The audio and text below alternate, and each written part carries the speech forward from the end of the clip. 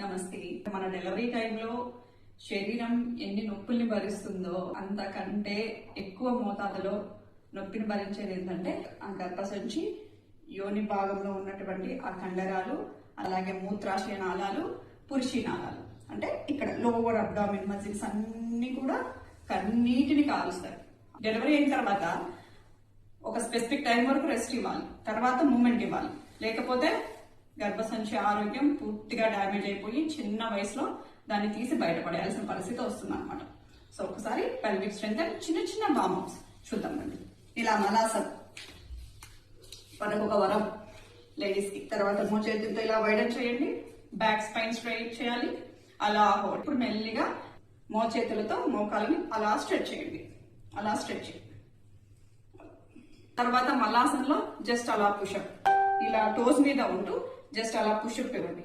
1 2 3 4 then ఇటు side కూడా అలా 1 2 3 4 రిలాక్స్. తర్వాత ఆపోజిట్ యాంకిల్ పట్టుకొని అలా పైకి పూర్తిగా స్ట్రెచ్.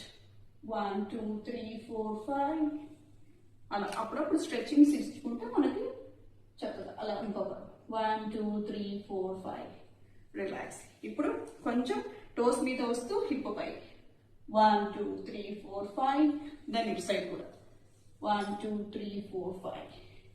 తర్వాత ఎల్బోస్ ని అలా టచ్ అప్ చేయాలి. 1 2 3 4.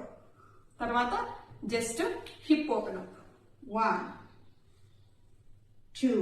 తర్వాత పూర్తిగా 3 4. తర్వాత రెండు చేతులు ఇలా కిందకి తీసుకెళ్ళి ఇలా దగ్గర తీసుకొని మెల్లిగా అలా ఫోర్ హెడ్ టచ్ 1 2. తర్వాత వీలైతే nose touch and come back. వీలైతే రెండు కాళ్ళు దగ్గరకు తీసుకొని ఇప్పుడు వెనకాల అలా రెండు చేతులు అలా ఇంటర్లాక్ చేసి వీలైతే ఇప్పుడు ఫోర్ హెడ్ కి అలా టచ్, అలా 1 2 3 4 5 రిలాక్స్. సో ప్రతిరోజు ఇలా స్ట్రెచ్చింగ్ చేయడం వల్ల పెల్విక్ ఫ్లోర్ చాలా స్ట్రెంగ్తన్ అవుతుంది.